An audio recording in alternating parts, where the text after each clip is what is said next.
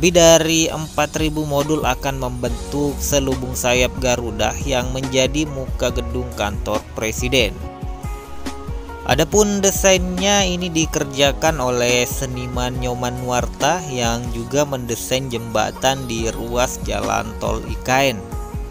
Sejauh ini semua sesuai rencana. Saya kira bangunan-bangunan seperti kantor presiden, istana presiden maupun kantor kementerian sudah berjalan sesuai dengan target, kata Presiden Jokowi dalam keterangannya pada media usai meninjau perkembangan pembangunan istana presiden di ibu kota Nusantara, Kalimantan Timur.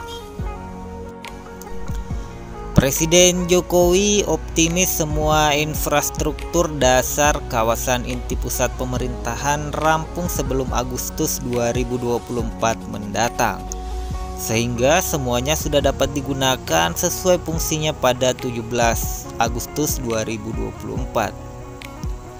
Lalu bagaimana dengan anggarannya?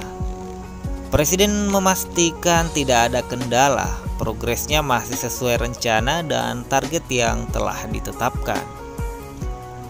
Pemerintah memang memperkirakan pembangunan ibu kota Nusantara dapat menelan biaya sekitar 466 triliun.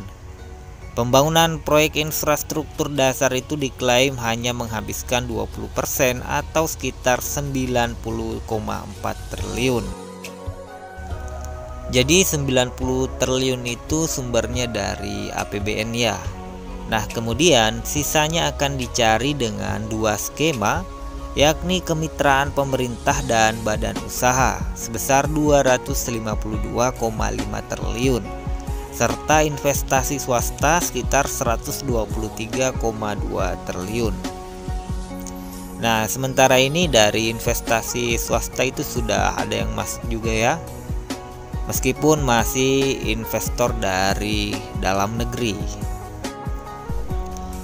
Sejauh ini anggaran Kementerian PUPR senilai total 66,89 triliun sudah habis untuk persiapan serta pembangunan berbagai infrastruktur penunjang ibu kota Nusantara, terutama untuk pembangunan kawasan inti pusat pemerintahan yang menghampar seluas 6.671 hektar. Kepala Otorita Ibu Kota Nusantara Bambang Susantono sempat mengusulkan adanya tambahan anggaran Ibu Kota Nusantara sebesar 3,1 triliun pada 2024 nanti. Hal tersebut sudah ia sampaikan pada saat rapat bersama Badan Anggaran DPR pada September 2023 lalu. Ini untuk menambal berbagai kebutuhan yang mendesak. Skema pembiayaan pembangunan ini sempat menuai kritik dari berbagai kalangan, menuntut evaluasi terutama ketika belum ada dana swasta yang terrealisasi, tidak boleh menguras APBN terlalu banyak.